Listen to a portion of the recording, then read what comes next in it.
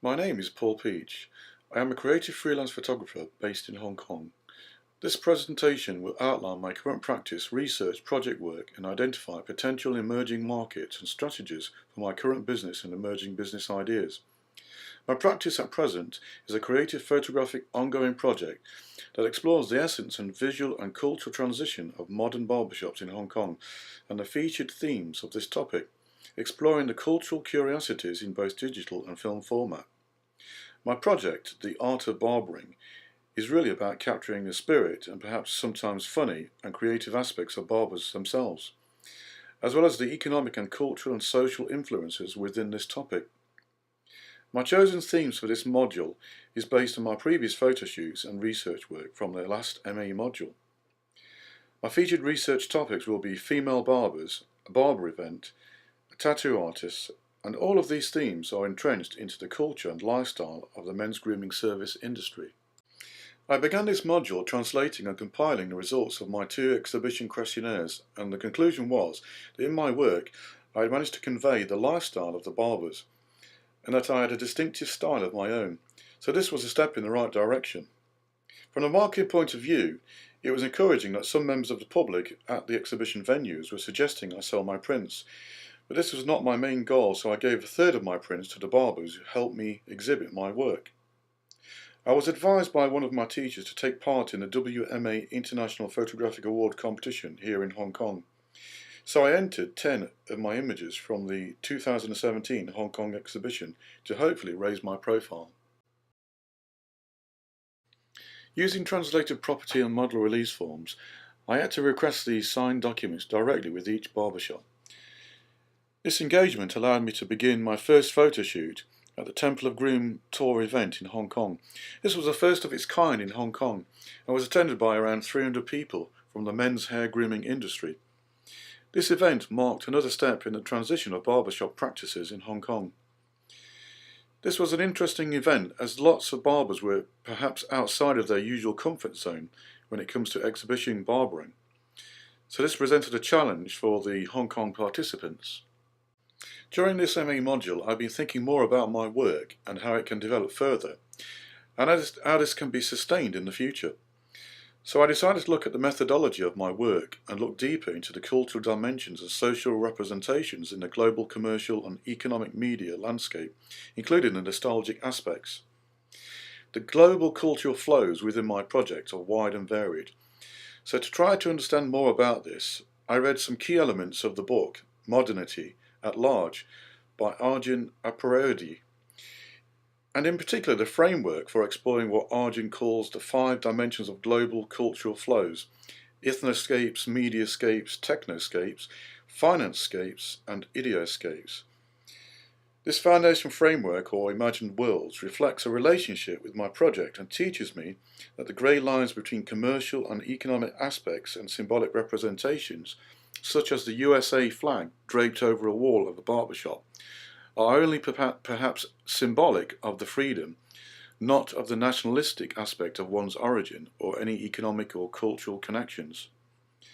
This distinction helps me to determine what kinds of marketing products are important to people in Hong Kong and the wider world. The marketing aspect of barbershops is more geared to the younger generations, but my images produced an historical value also. Instagram has been featured heavily in this study module, but I feel we have covered a lot of this work in the last module. We have already seen the effectiveness of its strategy in marketing, and there are many other ways to market more selectively, through less popular sites such as portfoliobox.net and the like, which I used to show my work to some of the teachers in my previous study modules.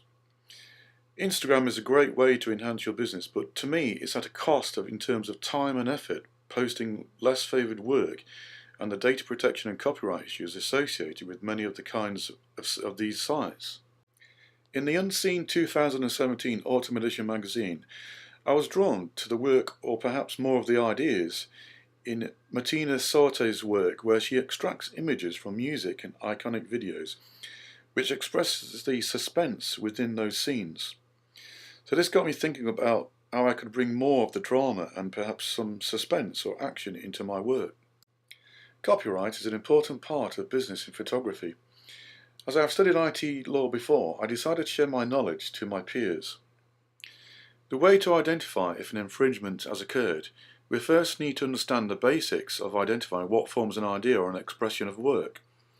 We could say that one single idea alone does not form an expression of work, but the combination of ideas could, as long as it's in the form where the work is complete or recognised in artistic or literary work, and could also have some commercial or technical value. Album covers is an area that I've been looking at, as the demand for vinyl records has been increasing of late. This famous album cover of The Clash by Penny Smith, 1979, was symbolic of the music scene of the day. This is something I think I could perhaps find a market for in my work. I also looked at Brian Griffin's work of the 80s bands and posters and album covers. This too reminded me of these small but potential growing markets. Another area I may be able to work with is men's hair grooming products, such as the barber's gowns that are used in the picture shown. Through my own networking at a previous photography exhibition, I managed to get some commercial work here in Hong Kong with a local business for interior office space and sold 44 pictures. This was not my usual creative work, but it was good preparation for future work and also gave me an opportunity to gain more experience in the different photographic requirements. During this MA module, I have also looked at 3 photography exhibitions here in Hong Kong. The first of which is the Here We Are photography exhibition in Central, an exhibition of British photography. This exhibition featured images from many social and documentary photographers such as Ken Russell, Brian Griffin, Shirley Baker, Jane Bown, to name a few. This exhibition was linked to a fashion clothing outlet, and the theme was about people being photographed in their own style, and in a lot of cases in a natural environment they would normally be in. So I was thinking about my project and how it is very similar in nature, and this could be the kind of work I could do in the future. The second and third exhibition was also in Hong Kong at the F11 Photo Museum and the F22 Photo Space Gallery. I was looking at the work of Russian photographer Alexander Rodchenko and Simon Goh from Hong Kong. Alexander Rodchenko was a Russian artist, sculptor, photographer and graphic designer who was renowned for his changing vision and avant-garde and innovative approaches to art. As well as the pioneering visions of his time, I was impressed by the F11 produced book of his work, which displayed his use of fonts and graphics.